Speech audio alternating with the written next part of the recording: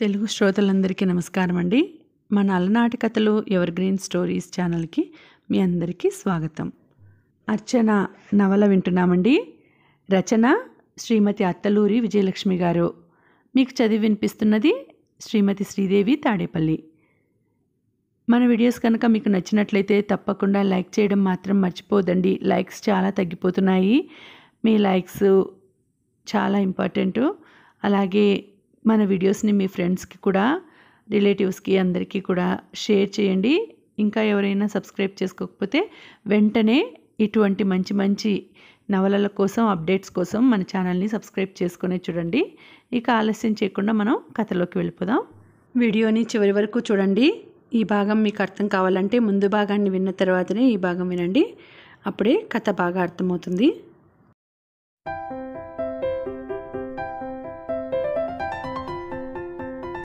వేణు బయటకు వెళ్ళగానే కృష్ణస్వామి ఇల్లంతా పరికించి చూశాడు. ఒక డ్రాయింగ్ రూము, ఒక బెడ్రూము, చిన్న వంటగది, దానికే ఎక్స్టెన్షన్లా అమర్చబడిన డైనింగ్ హాల్, బెడ్రూమ్కి అటాచ్డ్ టాయిలెట్, చిన్న వసారా, చుట్టూ ప్రహారీ, బయట మరో టాయిలెట్. ఇల్లు చిన్నది. భార్యాభర్త, 2 పిల్లలు ఉన్నవాళ్ళు హాయిగా ఆనందంగా ఉండొచ్చు. ముద్దుగా ఉంది. కానీ ఆడదిక్కులేని ఇల్లులాగే అసహ్యంగా ఉంది. వేణు బెడ్రూమ్లో సిగరెట్ పీకలు, ఖాళీ బ్రాందీ సీసాలు, సగం తిని వదిలేసిన అన్నం కంచం, చిప్స్ ప్యాకెట్. ఆయన బాత్రూంలోకి నడిచి కాలకృత్యాలు తీర్చుకొని స్నానం చేశాడు. టవల్ చుట్టుకొని బయటికి వచ్చేటప్పటికి వేణు కాఫీ కాస్తున్నాడు. అప్పటికి ఇల్లంతా కొద్దిగా సర్ది ఉంది. పూజగది ఎక్కడ బాబూ అడిగాడాయన. పూజగది అంటూ ప్రత్యేకంగా ఏం లేదు నాన్న, ఇలా రండి, ఇదే, ఇక్కడే దేవుడి ఫోటోలున్నాయి అంటూ వంటగదిలో ఓ మూల ఉన్న గూట్లో దేవుడి ఫోటోలు చూపించాడు. దుమ్ము ధూళితో నిండి ఉన్నాయి. వెంకటేశ్వర స్వామి ఫోటో, లక్ష్మి, సరస్వతి, వినాయకుడు ఉన్న ఫోటోలు, కుందుల్లో కాలిన అగరబత్తుల నుసితో దీపారాధన చేయడానికి అనువుగా లేని ఆ గూట్లో పూజ చేసుకోవాలన్న ఆలోచన విరమించుకుని శ్లోకాలు చదువుకుంటూ బట్టలు వేసుకున్నాడు. ఈ లోపల ఎవరో ఒక 12 ఏళ్ల పిల్ల వచ్చి చకచక ఇల్లంతా సర్ది ఊడ్చి తడిగుడ్డతో ఇల్లంతా తుడిచింది. సింకులో ఉన్న ప్లేట్లు, గిన్నెలు కడిగేసింది. వేణు ఆయనకి కాఫీ తెచ్చిచ్చాడు. స్నానం చేసి వస్తాను నాన్నా అంటూ బాత్రూంలోకి దూరాడు. అప్పటికి ఆయన అక్కడికి వచ్చి గంటైంది. వేణుకి ఆయనకి మధ్య 2-3 మాటలు మినహా మరేం సంభాషణ జరగలేదు. అప్పటిదాకా గిరగిరా తిరుగుతూ పనిచేసిన పిల్ల వరండాలో నిలబడి, అయ్యగారు ఎల్లచ్చా అని అడిగింది కృష్ణస్వామిని. ఆయనేం మాట్లాడలేదు. స్నానం పూర్తి చేసి వచ్చిన వేణు మాత్రం, ఉండు, అయ్యగారికి నాకు టిఫిన్ తెచ్చిపెడదు గాని అంటూ లోపలికి వెళ్ళాడు. కృష్ణస్వామి కూడా కుర్చీలోంచి లేచి వేణుని అనుసరించి అడిగాడు, టిఫను హోటల్ నుంచా? వేణు తల ఊపాడు. అవును నాన్నగారు. ఆయన కొన్ని క్షణాలు మౌనంగా ఉండి అన్నాడు, నా అలవాట్లలో మార్పేం లేదురా. నేను బయట తిండి తినలేను నాన్న. అరటిపళ్ళు తెప్పించి కాసిని పాలు కలిపి ఇవ్వు చాలు. వేణుకి అప్పుడు గుర్తొచ్చింది. ఆయన నిష్ఠాగరిష్ఠుడైన వైష్ణవాలయం పూజారి. 60 ఏళ్ల ఆయన జీవితంలో ఏనాడు బయట వండిన ఆహారం తీసుకోలేదు. ఇప్పుడు ఆయన నియమానికి విరుద్ధంగా బయట నుంచి ఇడ్లీ తెప్పించి పెట్టాలనుకున్న తన తెలివి తక్కువకి అతనికే సిగ్గేసింది. సారీ నాన్న, మర్చిపోయాను. నాకు బయట తిండి అలవాటు కాబట్టి మీకు అలవాటు అనుకున్నాను అంటూ చొక్కా తొడుక్కుంటూ అన్నాడు. ఇప్పుడే వస్తాను, కూరలు పెరుగు తీసుకొస్తాను. ఆయన అతన్ని వారిస్తూ అన్నాడు, వద్దొద్దు, నువ్విప్పుడు బయటకు వెళ్ళకు, నీతో మాట్లాడాలి. ఆ అమ్మాయిని పంపించి పండ్లు పాలు తెప్పించు. వేణు గుండె గుబేలు మంది. ఏం మాట్లాడాలి? తండ్రిని గుమ్మంలో చూడగానే సగం గుండె జారిపోయింది. ఇప్పుడు పూర్తిగా ప్రాణం పోతున్నట్టుగా ఉంది. భయం వేస్తోంది. అర్చన ఏది అని అడిగితే ఏం చెప్పాలి? అర్చన వెళ్ళిపోయింది. వెళ్ళి ఏం చేస్తోందో, ఎక్కడుందో, అసలు బతికుందో లేదో భగవంతుడా! ఇంతకాలం ఈ ప్రశ్న ఎదుర్కోవాల్సి వస్తుందని అమ్మా నాన్న కంటపడకుండా తప్పించుకుంటున్నాను. ఇప్పుడేం చెప్పను? ఈయన అడిగే ప్రశ్నల దాటి నుంచి నన్ను రక్షించు తండ్రి.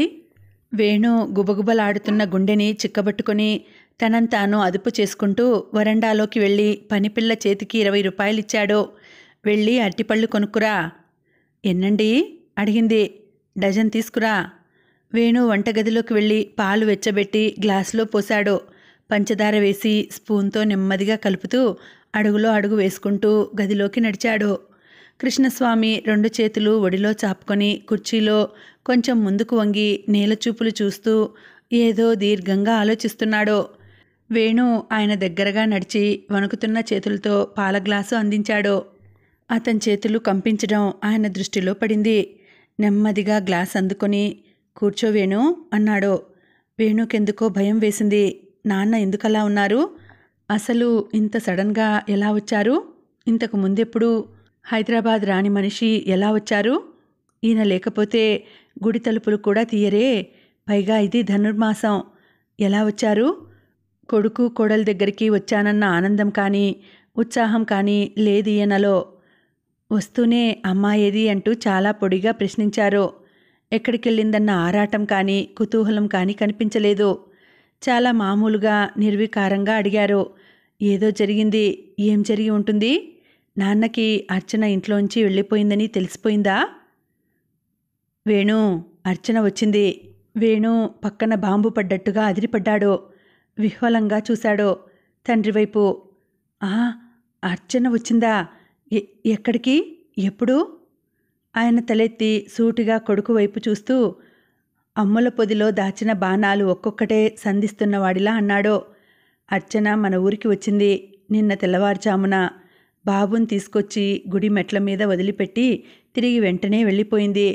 మాకెవరికీ కనిపించకుండా వెళ్ళిపోయింది. వేణు తెల్లబోయి చూస్తూ వింటున్నాడు. బాబుని? ఎవరి బాబుని? అయోమయంగా అడిగాడు. నీ కొడుకుని. నో! గట్టిగా అరిచాడు. నో! నా కొడుకా? అలా జరగడానికి వీల్లేదు. అసలు అవకాశమే లేదు. ఈసారి ఆయన తెల్లబోయి చూశాడు. అంటే అంటే ఏంటిరా నువ్వనేది? వాడు నీ కొడుకు కాదా? కాదు నాన్న, ఎంత మాత్రం కాదు. నా కొడుకు అసలు కాదు. ఆ అవకాశం లేదు. అదేంటి? అర్చన నీ భార్య కావచ్చు, కానీ మా మధ్య ఆ సంబంధమే లేదు. ఆ అన్యోన్యత, ఆ ప్రేమ ఏవీ లేవు. అర్చన నాతో బలవంతంగా బతికింది. అది కొంతకాలం. నిజం నాన్న, కేవలం 9 నెలలు అంతే. నా నుంచి పారిపోయింది. ఆమె మనసులో నాకు చోటు లేదు. నేనంటే ఆమెకిష్టం లేదు. అందుకే నన్ను విడిచి వెళ్ళిపోయింది. 7 ఏడాది కావస్తోంది. అవును నాన్న, అర్చన నన్ను వదిలిపెట్టి వెళ్ళిపోయింది. వేణు 2 చేతుల్లో మొహం దాచుకొని మోకాళ్ల మీద వంగాడు. ఎక్కడికెళ్ళింది? నాకు తెలియదు నాన్న, నాకేం తెలియదు. నన్నేం అడక్కండి.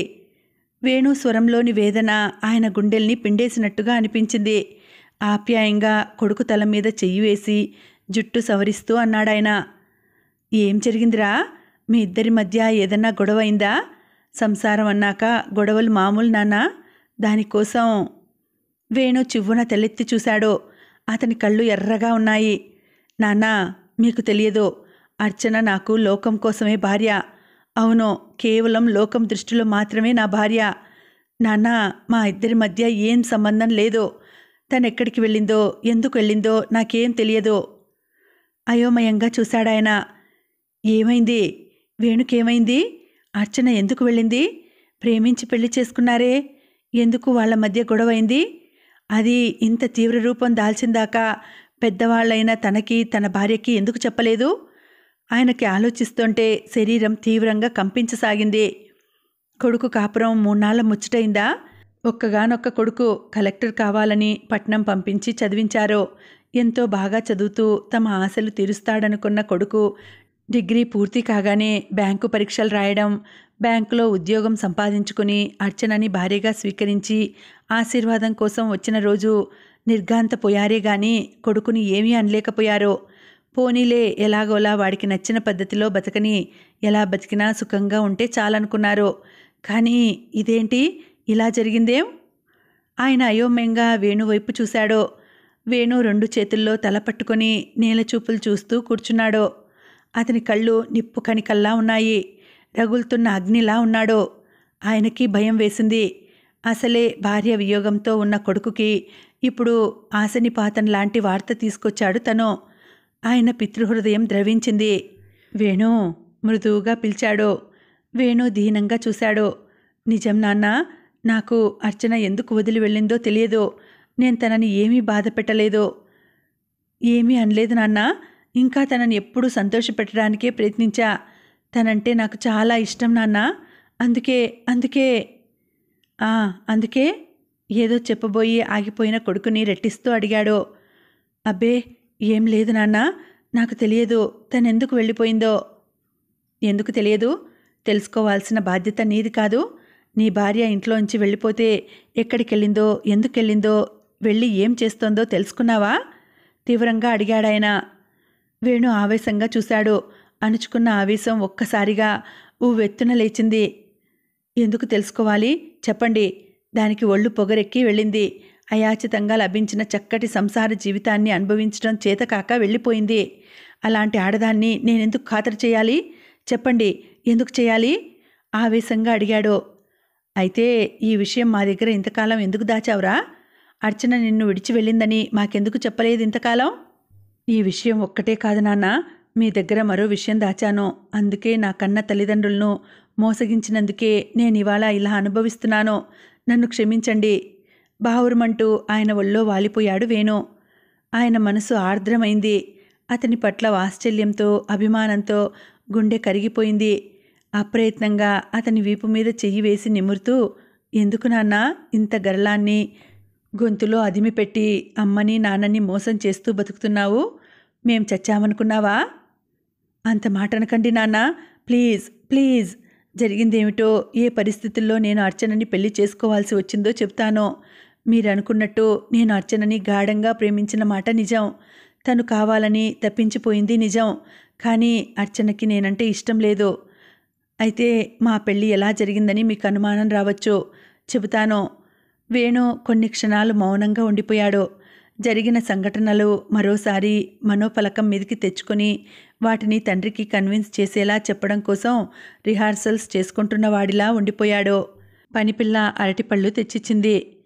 పండు తినండి నాన్న. పండు అందించాడు. ఆయన వేణు చేతిలోంచి ఆ పళ్ళు తీసుకుని వంటగదిలోకి నడిచి సింక్లో పంపు తిప్పి పళ్లను కడిగాడు. కడిగిన పళ్ళలోంచి 4 పళ్ళు ఒక ప్లేట్లో పెట్టుకుని తిరిగి వేణు దగ్గరకు వచ్చాడు. ఒక అరటిపండు తీసుకుని కొద్దిగా తొక్క ఒలిచి పండు వేణు నోటికి అందించాడు. వేణు కళ్ళల్లో మరోసారి నీళ్లు తిరిగాయి. ఎంత ప్రేమ అమ్మా నాన్నలకి తనంటే. ఒక్కడే కొడుకని ఎంత గారాబంగా పెంచారు. తను కలెక్టర్ కావాలని కలలు కన్నారు. అడిగినంత డబ్బిచ్చి విశాఖపట్నంలో చదివించారు. డిగ్రీ కాగానే సివిల్ సర్వీసెస్కి రాయి నాన్న, మంచి ర్యాంకు తెచ్చుకుని కలెక్టర్వై మన ఊరికి, నేను పుట్టి పెరిగిన ఈ ఊరికి నువ్వు కలెక్టర్గా రావాలి అంటుండేవాడు నాన్న. అమ్మ సెలవులకి వెళ్ళినప్పుడల్లా సున్నుండలు, వెన్నుండలు అంటూ బలం పెంచే పిండి వంటలు చేసి పెడుతూ కొసరి కొసరి కమ్మటి వంటలు వడ్డిస్తూ, బాగా చదువుకోనన్నా, పట్నంలో మగపిల్లలు గాలికి తిరుగుతారని అంటున్నారు. మన ఊళ్ళో వాళ్ళ ఆలోచన తప్పని నిరూపించాలి అంటూ హితవు చెప్తుండే అమ్మ. ఎంత వాత్సల్యం, ఎంత కరుణ, ఎంత ప్రేమ. చీమకు కూడా హాని చేయని అమాయకులు అమ్మా నాన్న. ఆ రోజు అర్చనని మెడలో మంగళసూత్రంతో ఇంటికి తీసుకెళ్లే రోజు తనెంతగా భయపడ్డాడో. కానీ ఏం జరిగింది? ఆ దంపతులు ముందు నిర్ఘాంతపోయినా, గంటసేపు తనతో మాట్లాడకపోయినా, కొద్దిసేపట్లోనే కోడల్ని ఆప్యాయంగా లోపలికి ఆహ్వానించి మా కోడలు అంటూ ఊరందరికీ పరిచయం చేసుకున్నారు. ఒక్కగానొక్క కొడుకు పెళ్ళి అంటూ మరోసారి ఊళ్ళో వాళ్ల కోసం పెళ్ళంతా ఆర్భాటం చేసి సత్యనారాయణ వ్రతం చేయించారు. అర్చన మెడ వంగిపోయేన్ని నగలతో అలంకరించింది అమ్మ. ఆ నగలు అమ్మకి వాళ్ల పుట్టింటి వాళ్ళు ఇచ్చినవి. అయినా ఇవి నీకే తల్లి అంటూ అర్చనకి ఇచ్చింది. మహాలక్ష్మిలా నట్టింట అడుగుపెట్టావు, కంటనీరు పెట్టొద్దమ్మా అంటూ అర్చన తడికళ్లను తన చెంగుతో అద్ది అక్కున చేర్చుకుంది అమ్మ. అలాంటి వాళ్ళని తను వంచాడో. అదే కాదు, అర్చన కూడా. అర్చన చేసిన వంచన, మోసం భయంకరమైనది. అటు వాళ్ళని, ఇటు తనని ఘోరంగా, దారుణంగా మోసం చేసింది. వేణు రక్తం సలసలా మరిగినట్టయింది. పైగా పిల్లవాడిని తీసుకొచ్చి తన వాళ్ళ దగ్గర దింపిందట. వాడు నా కొడుకా? చిచి, కాపురమే చేయనప్పుడు కొడుకెలా పుడతాడు? ఎవరై ఉంటాడా పిల్లాడు? అర్చన పెళ్లి చేసుకుందా? లేదు, అలా జరగదు. పెళ్లి చేసుకునే ఉద్దేశమే ఉంటే తనని వదిలి ఎందుకు వెళుతుంది? అయితే ఎవరా బాబు? కొంపదీసి ఆమె జీవితంలో ఏదన్నా దుర్ఘటన? ఒక్కసారి వేణు వణికిపోయాడో. ఎంత సహనం వహించాడో, ఎంత ప్రేమించాడో, అర్చన మనసు మారాలని, మారుతుందని ఎంత ఆశపడ్డాడో.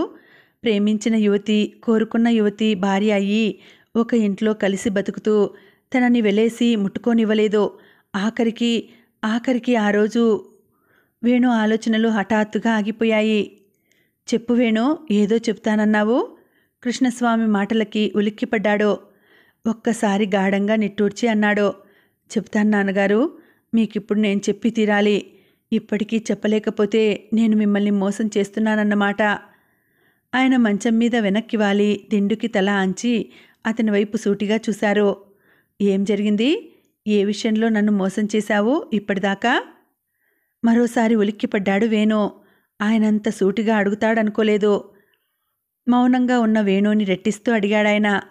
చెప్పరా, ఏ విషయంలో మోసం చేశావు? నిన్ను ఎంతో ప్రేమగా పెంచుకుని నువ్వేం చేసినా మనసారా దీవించిన మమ్మల్ని మోసం చేయాల్సిన అగత్యం ఎందుకొచ్చింది? అవును, ఎందుకొచ్చింది? ఒకే ఒక్క కొడుకునని ఎంతో ప్రేమగా అడిగిందల్లా కాదనకుండా లేదనకుండా చేసిన అమ్మా నాన్నల్ని మోసం చేయాల్సిన అవసరం ఎందుకు కలిగింది? వేణు మనసులో తనని తను పదే పదే ప్రశ్నించుకోసాగాడు. మోసం చేయాలని చేయలేదు నాన్నగారు, పరిస్థితులు అలా వచ్చాయి అంతే. ఆ పరిస్థితుల్లో నేను అలా చేయాల్సి రావడం నా దురదృష్టమో అర్చన అదృష్టమో నాకు తెలియదు. కానీ నెమ్మదిగా తనలో తాను చెప్పుకుంటున్నట్లుగా అన్నాడు. నాకు కొంచెం టైం కావాలి నాన్న. కృష్ణస్వామి మౌనంగా తల పంకించాడు. వీడి మనసు దెబ్బతింది, నెమ్మదిగా చెప్తాళ్లే అనుకుంటూ తలగడ మీదికి వాలి కళ్ళు మూసుకున్నాడు. వేణు మనసంతా గందరగోళంగా ఉంది. అర్చన ఏమాత్రం విశ్వాసం లేని స్త్రీ, సిగ్గు లేకుండా ఎక్కడెక్కడో తిరిగి ఎవరికో పిల్లవాడిని కని తన తల్లిదండ్రుల వద్ద ఆ పల్లెటూళ్ళలో వదిలిపెట్టి వెళ్ళడమా? ఎంత ధైర్యం! అతనికి కంపరంగా అనిపించింది. పుట్టి పెరిగిన ఊళ్ళో తరతరాల నుంచి ఒక గౌరవనీయమైన కుటుంబంగా ఊరి ప్రజలందరి అభిమానం మన్నన పొందుతున్న కృష్ణస్వామి గారు, భ్రమరాంబ గారు ఇవాళ వారి కోడలు చేసిన పనికి తలెత్తుకోలేని వాళ్ళయ్యారు. ఏ ఊళ్ళో అయితే మహారాజుల్లా తిరిగారో ఆ ఊళ్ళో ఇవాళ చెయ్యని నేరానికి వాళ్ళిద్దరూ నేరస్తులుగా తిరగాలి. ఎంత ధైర్యం అర్చనకి! ఎవరికి కన్నబిడ్డనో తీసుకువచ్చి మీ మనవడు అని వదిలిపెట్టడానికి ఆమెకెంత ధైర్యం కావాలి? కానీ అలా ఎందుకు చెప్తుంది? అర్చన నిజంగా తను అనుకుంటున్నట్లు నీతి లేనిది కాదు. తను కోపంలో ఆమె తనకి చేసిన అన్యాయానికి రగిలిపోతూ అభాండాలు వేస్తున్నాడు. కానీ అర్చన సంగతి తనకి బాగా తెలుసు. ఆమెకి అసలు మగస్పర్శే ఇష్టం లేదు. ఎన్నోసార్లు తను తాకబోతే పాము మీద పడ్డట్టే చూసేది. పెళ్ళంటేనే అసహ్యం అన్న అర్చన ఎవరికో పిల్లాన్ని కంటుందా? ఓ గాడ్, ఏం జరుగుతోంది? ఇప్పటిదాకా జరిగిన ఘోరాలు చాలేదా? భగవంతుడు ఇంకా తన జీవితంతో ఆడుకోవాలని అనుకుంటున్నాడా? ఒకవేళ బాబు నిజంగా నో, ఎలా సాధ్యం? ఎందుకు సాధ్యం కాకూడదు? నువ్వు ఆవేశంలో చేసిన పని ఆమెకి శాపంగా మారిందేమో, ఆ శాపాన్ని నీకే కానుకగా ఇచ్చిందేమో. అంతరాత్మ నిలదీసినట్టు అనిపించింది. వేణుకి ఒళ్ళంతా చెమటలు పట్టాయి. మెదడు ఆలోచనలతో వేడెక్కిపోయింది. తండ్రి వైపు పిచ్చి చూపులు చూశాడు. బాగా అలసిపోయాడేమో. కృష్ణస్వామి నిద్రలోకి జారిపోయాడు. వేణు చివ్వున లేచి వాష్ బేసిన్ వైపు వెళ్ళి చన్నీళ్లతో మొహం కడుక్కున్నాడు. అడ్డదిడ్డంగా తల దువ్వుకొని హ్యాంగర్కున్న షర్ట్ తీసి తొడుక్కొని తలుపు వారగా వేసి బయటకి వచ్చి స్కూటర్ స్టార్ట్ చేశాడు. కొంచెం దూరంలో ఉన్న డాక్టర్ ప్రజ్ఞ దగ్గరికి స్కూటర్ని పోనిచ్చాడు. డాక్టర్ ప్రజ్ఞ వేణు కొలిక్కి అక్క. ఆవిడ గైనకాలజిస్టు. ఈ మధ్యే కోర్సు పూర్తి చేసి ప్రైవేట్ ప్రాక్టీస్ పెట్టింది. వేణు స్కూటర్ గేట్లో పార్క్ చేసి లోపలికి నడిచాడు. పైన ఇల్లు, కింద డిస్పెన్సరీ. అప్పటికి సమయం 12 అవుతోంది. ఒకరిద్దరు పేషెంట్స్ వరండాలో కూర్చొని ఉన్నారు. ఆయా డాక్టర్ గారి గుమ్మం దగ్గర కర్టెన్ పట్టుకొని మధ్య లోపలికి తొంగి చూస్తూ నిలబడి ఉంది. లోపల ఎవరో పేషెంట్ ఉన్నట్టున్నారు. వేణు కుర్చీలో కూర్చున్నాడు. మెడికల్ రిప్రజెంటేటివా అడిగింది ఆయా. కాదన్నట్టు తల ఊపి పర్సనల్ అన్నాడు. ఇంతలో లోపల ఉన్న పేషెంట్ కూడా లోపలికి వెళ్ళొచ్చిందాక ఓపికగా కూర్చున్నాడు. వేణు ఆఖరి పేషెంట్ బయటికి వస్తుంటే ఆయా లోపలికి వెళ్ళింది. 1 నిమిషంలో బయటికి వచ్చి వెళ్ళండి అంది వేణుని ఉద్దేశిస్తూ. వేణు కర్టన్ తొలగించుకొని లోపలికి నడిచాడు. హలో వేణు, కమ్ ఏంటిలా వచ్చావు? హుషారుగా ఆహ్వానించింది డాక్టర్ ప్రజ్ఞ. వేణు సమాధానంగా చిన్నగా నవ్వి ఊరుకున్నాడు. టీ తాగుతావా, కాఫీనా? ఏం వద్దు. ఇప్పుడే అన్నీ అయ్యాయి. ఏం పర్వాలేదు, మరోసారి కానివ్వు. టీ చెప్పనా? ఐ యామ్ టైర్డ్, టీ తాగాలి అంది బెల్ నొక్కుతూ. ఆయా లోపలికి రావడంతో వేణు సమాధానం కోసం చూడకుండా 2 టీ తెప్పించు అని చెప్పి ఆయా వెళ్ళిపోగానే ఏంటి విశేషాలు అని అడిగింది. వేణు మౌనంగా ఆవిడ టేబుల్ మీద పేపర్ వెయిట్ తిప్పుతూ కూర్చున్నాడు. కొన్ని క్షణాలు అతని సమాధానం కోసం చూస్తూ కూర్చున్న ప్రజ్ఞ కొద్దిగా ముందుకు వంగి ఆప్యాయంగా అడిగింది, ఏంటి మౌనం భోంచేస్తున్నావు? Anything wrong? వేణు సన్నగా నిట్టూర్చి తలెత్తి ఆవిడ వైపు చూస్తూ, ఒక్కసారితో గర్భం వచ్చే అవకాశం ఉందా అడిగాడు. ఆవిడ కళ్ళల్లో ఆశ్చర్యం, వెంటనే పెదిమల మీద చిన్న చిరునవ్వు వెలిశాయి. ఆవిడకి అర్చన గురించి తెలుసు. వేణు జీవితంలోంచి అర్చన వెళ్ళిపోయిందని, వేణు అప్పటి నుంచి బాగా డిప్రెస్ అయి ఉన్నాడని, అన్ని విషయాలు తెలుసు.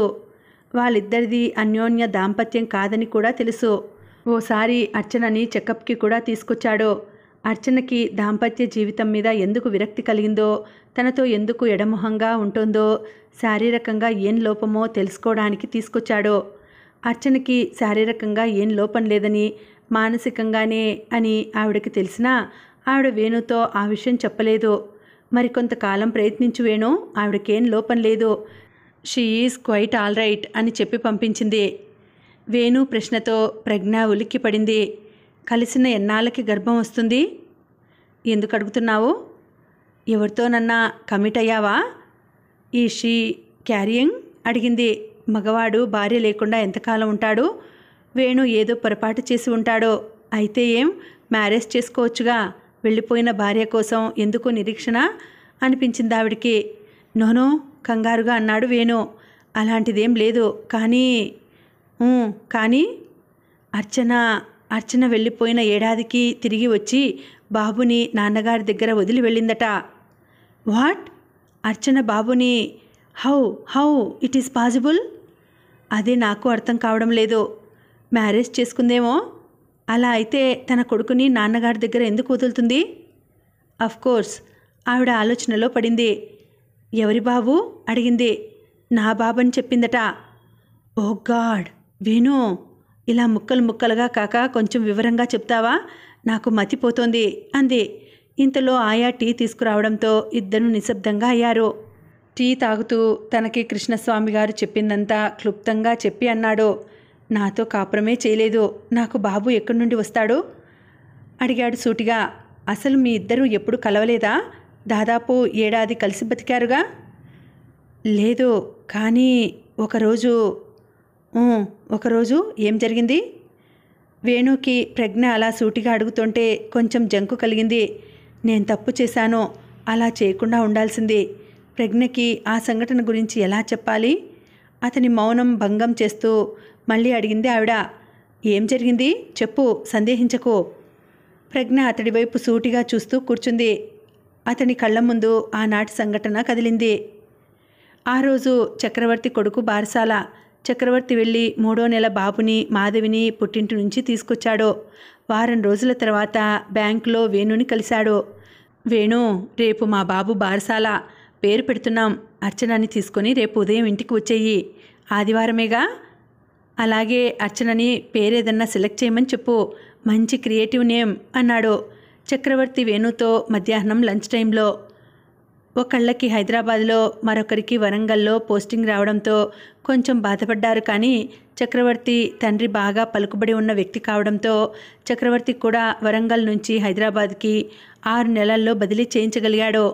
అలా వారిద్దరూ ఒకే బ్యాంకులో, ఒకే బ్రాంచ్లో కలిసి పనిచేసే అవకాశం ఏర్పడింది. విద్యార్థులుగానే వాళ్ళిద్దరూ మంచి స్నేహితులు. పైగా ఒకే రూమ్లో ఉండేవాళ్ళు. ఇప్పుడు ఒకే ఆఫీసు. వాళ్ళ మధ్య ఎటువంటి ఆరమరికలు, రహస్యాలు లేని స్నేహం ఉంది. అర్చన వస్తే తప్పకుండా తీసుకొస్తాను అన్నాడు కొంచెం ముభావంగా. ఏం, ఎందుకు రాదు అడిగాడు చక్రవర్తి. అర్చన, మధు మంచి స్నేహితులు కూడా కదా. వేణు మౌనంగా ఉండిపోయాడు. ఏంటి వేణు, మాట్లాడవేం మృదువుగా అడిగాడు చక్రవర్తి. ఏం మాట్లాడను? ఏదో ఒకటి డల్గా ఉన్నావేంటి? వేణు భుజం మీద చెయ్యి వేసి ఆప్యాయంగా అడిగాడు చక్రవర్తి. వేణు నిట్టూర్చాడు. అర్చన ఉద్యోగం మానేసింది. ఉద్యోగం మానేసిందా? విస్మయంగా అడిగాడు చక్రవర్తి. అవును, 10 రోజుల నుంచి ఆఫీస్కు వెళ్ళడం లేదు. ఒంట్లో బాగోలేదేమో, లీవ్ పెట్టిందేమో అనుకున్నాను.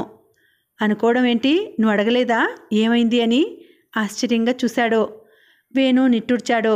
ఏం మాట్లాడినా సమాధానం సరిగ్గా చెప్పదు. ఇన్ని రోజులు కనీసం స్నేహితుల్లా అయినా కబుర్లు చెప్పుకుంటూ సరదాగా ఉండేవాళ్ళం. సుమారు నెల కావస్తోంది. తనలో ఏదో మార్పు వచ్చింది. పరధ్యానంగా ఉంటుంది. నవ్వడం మర్చిపోయినట్టుగా ఉంది. మాధవి కూడా సమయానికి డెలివరీకి వెళ్ళడంతో అర్చన మనసులో ఏముందో తెలుసుకోవడం ఎలాగో నాకు అర్థం కావడం లేదు. అదేంటి వేణు, నాకెందుకు చెప్పలేదు? మనం రోజు కలుస్తూనే ఉన్నాం కదా. వేణు మాట్లాడలేదు. ఏం చెప్పాలి? ఎంత ఆత్మీయుడైనా నా భార్య నాతో సరిగ్గా ఉండడం లేదని అస్తమానం చెప్పుకోవడం తనకే అవమానం. చక్రవర్తి పెళ్ళి అయిన 5-6 నెలలకే అర్చనని తను వివాహం చేసుకున్నాడు. చక్రవర్తి తండ్రి అయ్యాడు. కానీ అర్చన తనని ఒక స్నేహితుడిగా తప్ప భర్తగా అంగీకరించడం లేదు. ప్రతి రాత్రి అర్చన కౌగిలి కోసం తను తప్పిస్తూనే ఉన్నాడు. 10 కాగానే గుడ్ నైట్ అంటూ తన గదిలోకి వెళ్ళిపోయి తలుపేసుకుంటుంది. అప్పటిదాకా ఎన్నో కబుర్లు చెబుతుంది. టిఫిను, వంట చేసి పెడుతుంది.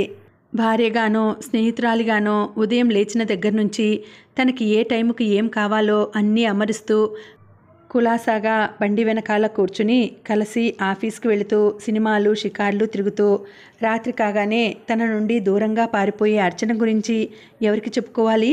ఏమని చెప్పుకోవాలి? ఎంతో ప్రేమించి తప్పించి లాలించి బుజ్జగించి అనునయించి పెళ్లి చేసుకున్నాడు. తన మీద తల్లిదండ్రులు పెట్టుకున్న ఆశలు కూడా నిరాశ చేసి అర్చన జీవితం నాశనం కాకూడదని ఆమెని అర్ధాంగిగా చేసుకున్నాడు. తనకి బ్యాంకు ఉద్యోగం రావడం ఆమె అదృష్టం కాదా? లేకపోతే ఇంత స్వల్ప వ్యవధిలో జీవితం ఇలా సెటిల్ అయ్యేదా? అర్చన ఎందుకు అర్థం చేసుకోవడం లేదు? ఆమె మనసులో ఏముంది? ఏం చేయాలనుకుంటోంది? వేణు, ఏం జరిగింది? ఏం ఆలోచిస్తున్నావు? మృదువుగా అడిగాడు చక్రవర్తి. ఆలోచనల నుంచి తేరుకుంటూ, తెలియదు, అర్చన మనసులో ఏదో సంఘర్షణ జరుగుతోంది. నాకెందుకో అనుమానంగా కూడా ఉంది. ఏదో జరగకపోతే తనకి సెక్స్ అంటే భయం ఎందుకు అన్నాడు కొంచెం ఆవేశంగా. ఏంటి, ఏమంటున్నావు నువ్వు? నీకు అర్చనకి ఇంకా సయోధ్య కుదరలేదా? నేను ఇంకా ఈ పాటికి మీరిద్దరూ చక్కగా కాపురం చేసుకుంటున్నారనుకుంటున్నాను.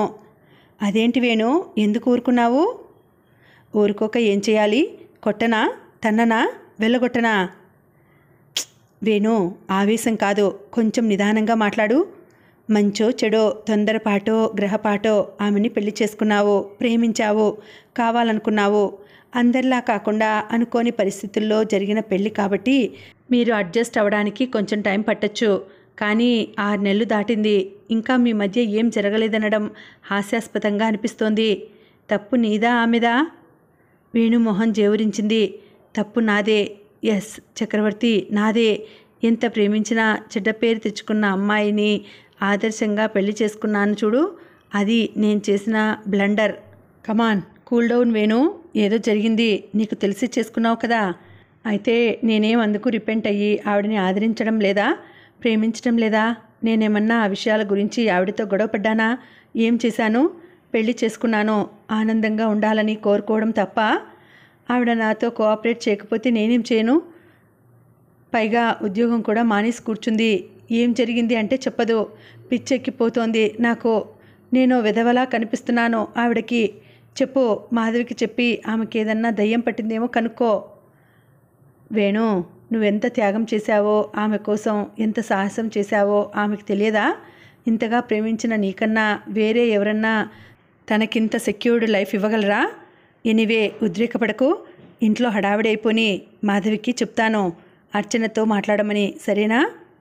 ఏమో, నాకు నమ్మకం కుదరడం లేదు. ఆమె మనసులో ఎవరన్నా ఉన్నారేమో అనిపిస్తుంది. నా ప్రేమ 1 వే ట్రాఫిక్ కదా, విరక్తిగా అన్నాడు వేణు. ఆమెకి వేరే ఎవరిని ప్రేమించే అర్హత లేదు వేణు, అస్సలు లేదు.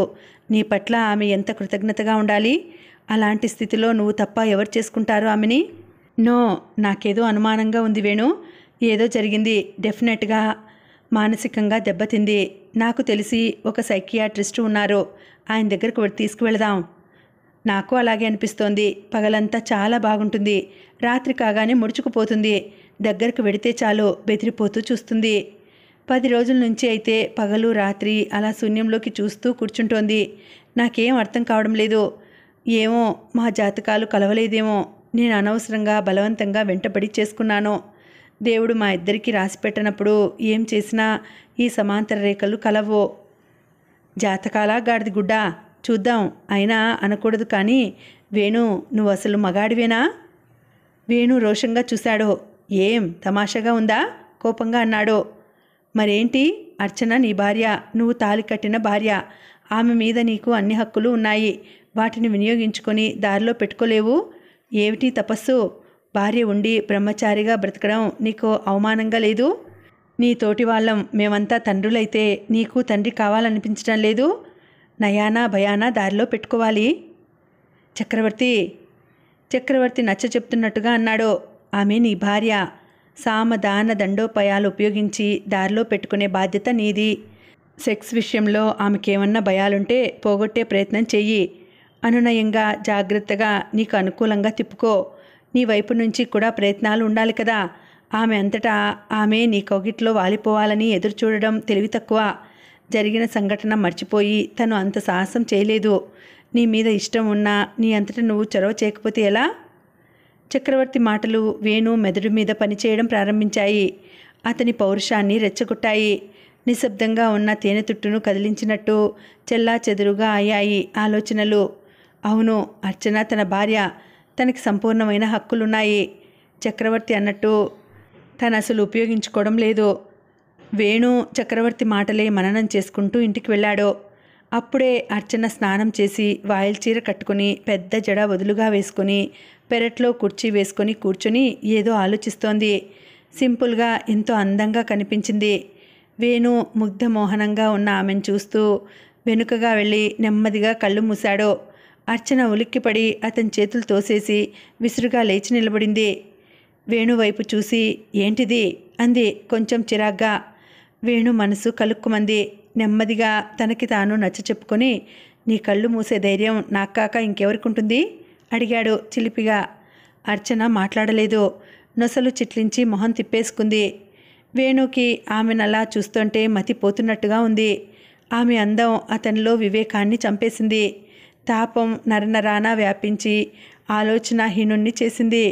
ఆమె తిరస్కారాలు, చిరాకులు అతనిపైన ప్రభావం చూపించలేకపోయాయి. ఆమె భుజం మీదుగా వంగి ఆమె చెంపకి తన చెంప రాస్తూ పరవశంగా అన్నాడు. అర్చన, ఎంత బాగున్నావో తెలుసా? వనంలో విహరిస్తున్న శకుంతలలా ఉన్నావో. కాళిదాసు నిన్నిప్పుడు చూస్తే మరో కావ్యం రాస్తాడు. అర్చన చివ్వున దూరం జరిగింది. వేణుకి వెళ్ళు మండిపోయింది. ఆమె భుజం మీద చేతులేసి విసురుగా తన వైపు తిప్పుకుంటూ అక్కసుగా అన్నాడు. ఏంటి, ఎవరో పరాయి వాళ్ళు నీ ఒంటి మీద చెయ్యి వేసినట్టు అలా దూరం దూరం జరుగుతావు? నేను నీ మొగుణ్ణి. అర్చన బలవంతంగా అతన్ని విడిపించుకొని అక్కడి నుంచి కదిలి కనకాంబరం మొక్కల దగ్గరకు వెళ్ళి సుతారంగా పూలు కోయసాగింది. వేణు విడిచిపెట్టలేదు. ఆమెను అనుసరించి వెళ్ళి భుజం పట్టుకుని తన వైపు తిప్పుకొని చెంప మీద ముద్దు పెట్టుకున్నాడు. అర్చనకి నిప్పుల కణికలా తగిలాయి అతడి పెదాలు. నిలువెల్లా వణికిపోతూ అంది, వద్దు, దయచేసి నన్ను ముట్టుకోవద్దు, నాకిష్టం లేదు. వేణులో ఆవేశం పెళ్ళుబుకింది. చక్రవర్తి మాటలు చెవుల్లో గింగర్లెత్తాయి. ఏం, ఎందుకు ఇష్టం లేదు? అంత ఇష్టం లేని దానివి పెళ్ళికెందుకు ఒప్పుకున్నావు?